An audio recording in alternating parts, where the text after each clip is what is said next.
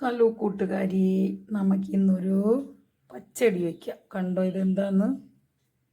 നിങ്ങളവിടെയൊക്കെ എന്താ പറയും? ഇവിടെ കുമ്പളങ്ങ എന്ന് പറയും. കുമ്പളങ്ങ, ഈ കുമ്പളങ്ങ അങ്ങനെയൊക്കെ പറയും. ഇത് കർമ്മത്തിനൊക്കെ ഉപയോഗിക്കുന്ന കുമ്പളങ്ങയാണ്.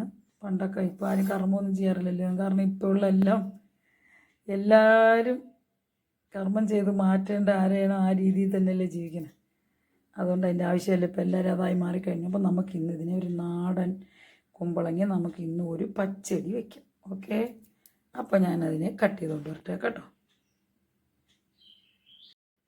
കണ്ടോ, നിറച്ചും അതിനകത്ത് കുരുവൊക്കെ ഉണ്ട്. നല്ല പച്ച കുമ്പളങ്ങ. ഇത് നമ്മുടെ ശരീരത്തിന് ഭയങ്കര നല്ലതാണ് കേട്ടോ. ഞാനിതിൽ ജ്യൂസ് അടിച്ചിട്ടിട്ടുണ്ട് ആദ്യം. ഷോർട്സ് നോക്കിയാൽ മനസ്സിലാവും. കുമ്പളങ്ങ ജ്യൂസ് നല്ല അത് ഷോർട്സ് ആയിട്ടിട്ടുണ്ട്. നല്ലതാണ് ശരീരത്തിന്.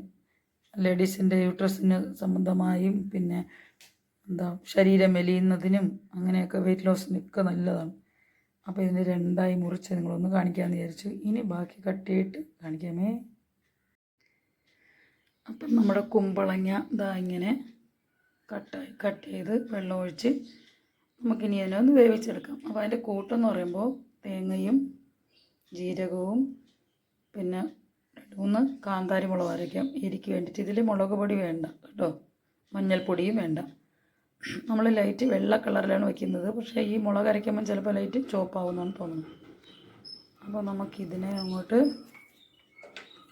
അടുപ്പിലോട്ട് വേവിക്കാൻ വച്ചിട്ട് കൂട്ടൊക്കെ അരച്ചുകൊണ്ട് വരാം കേട്ടോ. ഗ്യാസിലോട്ട് വച്ചു. പിന്നെ നല്ലോണം തിളച്ചിട്ട് ഉപ്പും കൂടെ ഇട്ട് കൊടുക്കാം. ഉപ്പിട്ട് നമുക്കിതിനെ അങ്ങോട്ട് വേവിച്ചെടുക്കാം നല്ലപോലെ. ഒരുപാട് അങ്ങോട്ട് വേവേണ്ട, നാടൻ ഐറ്റങ്ങളാണ്. അത്യാവശ്യത്തിന് വെന്താൽ മതി കേട്ടോ. അപ്പോൾ ഇത് വേവുകയും ഇതിൻ്റെ കൂട്ടെല്ലാം നല്ലോണം നല്ല വൃത്തിയായിട്ട് അരച്ചെടുക്കണം കേട്ടോ. പിന്നെ ഞാൻ തൈര് കാണിച്ചില്ല, കുറച്ച് തൈരും കൂടെ ചേർത്ത്. തൈര് ഇല്ലേലും കുഴപ്പമില്ല കേട്ടോ. ഞാൻ 2 രീതിയിലും വെക്കാറുണ്ട്, തൈരോടെയും തൈരില്ലാതെയും.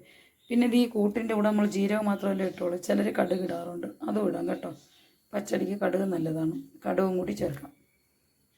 അപ്പോൾ ഈ കാന്താരി മുളകും നല്ലതല്ലേ. കാന്താരിയും കുമ്പളങ്ങയും നാടനായതുകൊണ്ടാണ് ഞാനത് രണ്ടും കോമ്പിനേഷൻ തന്നെ ചെയ്യുന്നത്. അപ്പോൾ നിങ്ങളും അങ്ങനെയൊക്കെ ചെയ്യാൻ നോക്കുക. അപ്പോൾ ഞാനിത് വേവുമ്പോൾ സമയത്ത് ഈ കൂട്ടെല്ലാം വൃത്തിയായിട്ട് നല്ല അരച്ചുകൊണ്ട് വരട്ടെ കേട്ടോ.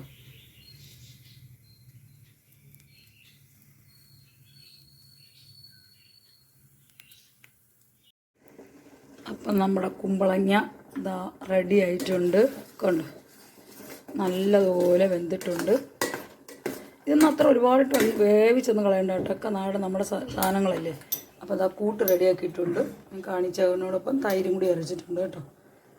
നമുക്കിതിനെ അങ്ങോട്ട് ഒഴിച്ചു കൊടുക്കാം. ഇത് ഇത്തിരി ലൂസായിട്ടാണ് ഇരിക്കുന്നത് കേട്ടോ. നമുക്ക് ഒഴിച്ച് കറിയായിട്ടാണ് ഇതിനെ വയ്ക്കുന്നത്. ഇതിപ്പോൾ ഇത് കട്ടിക്ക് ഇലയിൽ വയ്ക്കണമെങ്കിൽ വേണമെങ്കിലും വയ്ക്കാം. ഇലയിലൊക്കെ നമുക്കിപ്പോൾ ഇത് അതല്ലല്ലോ, നമ്മുടെ വീട്ടാവശ്യത്തിനുള്ള ചാറ് കറിയല്ലേ. അപ്പോൾ ഇനി ഇതൊന്ന് സെറ്റായി വന്ന് നമുക്ക് നല്ലോണം ഒന്ന് കടുക് താളിച്ചെടുത്താൽ മാത്രം മതി. ഉപ്പൊക്കെ നോക്കട്ടെ. അപ്പോൾ നമുക്ക് നമ്മുടെ പച്ചടി റെഡി ആയിട്ടുണ്ട്. ഇനി നമുക്ക് കടുക് താളിച്ചിടണം. അതിന് ഉള്ളി, കടുക്, മുളക് എല്ലാം അങ്ങനത്തെ കൂടെ ഇട്ട് കൊടുത്തിട്ടുണ്ട്. ഇനി ഇച്ചിരി വെളിച്ചെണ്ണ ഒഴിച്ച് അതിനൊന്ന് മൂപ്പിച്ച് റെഡിയാക്കി കറിവേപ്പിലയും കൂടി ഇട്ട് കൊടുത്താൽ മാത്രം മതി.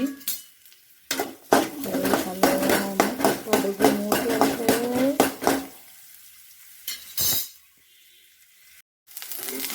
നമ്മുടെ കടുക് ഇങ്ങനെ മൂത്തിട്ടുണ്ട്. നല്ലപോലെ കരിഞ്ഞു പോകണ്ട, കാരണം ഉള്ളി മണം പോകും. നല്ല പൊട്ടിയിട്ട് ഒരെണ്ണം പൊട്ടി എൻ്റെ മൊബൈലിലേക്ക് വന്നിരുന്നു.